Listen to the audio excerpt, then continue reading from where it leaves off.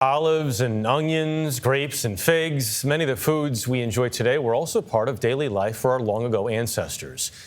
And one way we know is their inclusion in ancient texts, including the Qur'an. Now, a remarkable new book is showcasing the plants that sustained and delighted generations who came long before us. From London, Imtiaz Tyab has the story.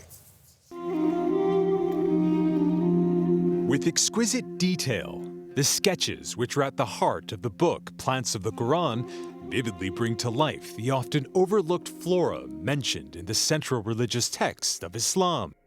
First revealed over 1,400 years ago, intertwining faith with history, science, and art.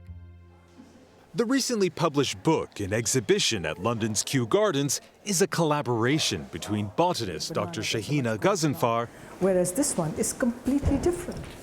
And New Zealand-based botanical illustrator Sue Wickerson, who together explored the significance of the most featured plants from the Qur'an, nearly all of which can still be found today, and created 30 illustrations like never seen before. It's not a religious book. It goes into the history of each plant. For example, henna, what was the cultural value of that plant? The pomegranate, what was the cultural value of that plant? This rare glimpse into the intricate relationship between Islamic tradition and nature happened almost by accident. Wickerson says her interest in the plants of the Qur'an was sparked well before she met Ghazanfar. I was on a trip to visit the Sheikh Zayed Grand Mosque in Abu Dhabi, and rather than the geometric patterns that you expect in a mosque, they have botanical patterns in the marble on the floor and on the walls, and it was just so different and it was so interesting. And so that was the spark, that was the inspiration. So I wanted to find out more about the plants. And This is serendipity. I know, exactly, that's the word I use. Because at that point, she was looking for an artist to work with her. And so the two just, we came together and we discussed it, and it's been an incredible journey.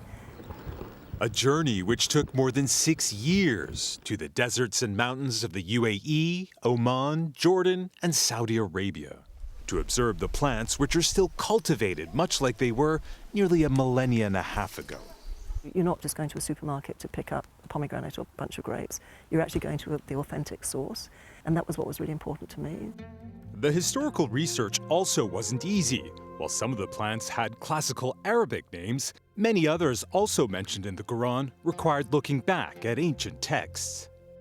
I also had to look into the iconographs, how they were depicted in not necessarily the Muslim world, but how they were depicted in the Jewish world, for example, because many of the plants are also found in the Bible, in the Old Testament.